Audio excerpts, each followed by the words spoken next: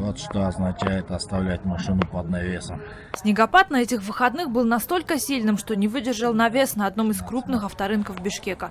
Конструкция обрушилась на десятки машин, в которых на тот момент, к счастью, никого не было.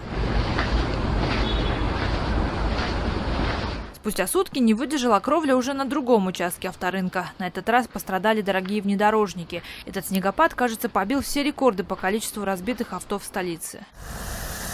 Из-за обильных осадков на припаркованные машины падали ветки, а иногда и целые деревья. В разных частях города под их стволами остались десятки машин. Опасность до сих пор подстерегает и пешеходов. Прогулки в бишкекских парках сейчас сродни самому экстремальному развлечению. На голову прохожего может упасть ветка, не выдержавшая тяжести снега, ну или целое дерево, под которыми как спички ломаются железные фонари.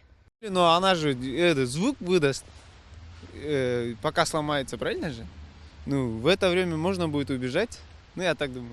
Ради безопасности каждого из нас эти деревья нужно убирать, потому что если они упадут на людей, может случиться непоправимое. В муниципальной службе по уборке города объясняют, поваленными стихией деревьями должна заниматься другая служба. Ну, на крышах, на деревьях есть отдельная служба же, где крышка же, там же действительно дом управления, ТСЖ, кондоминиум и районный акимат отвечает. А за счет зеленых насаждений сейчас занимается зеленстроем. У Тазалыка, говорит чиновник, сейчас другая проблема, как бы очистить город от снега. Спецтехники на миллионный город всего ничего, 21 снегоуборочная машина и 4 трактора, да и те ломаются чуть ли не каждый день. Чтобы Бишкек во время таких снегопадов совсем не встал, Тазалык работает днем и ночью. На помощь дворникам в центре выходят студенты некоторых вузов и колледжей.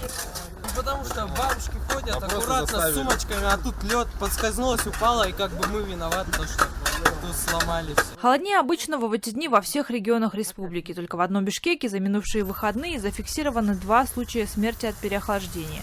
Такие заморозки, по прогнозам синоптиков, продлятся еще как минимум неделю. Дибек Бегалиева, Акылбек Балтабаев. Настоящее время. Бишкек, Кыргызстан.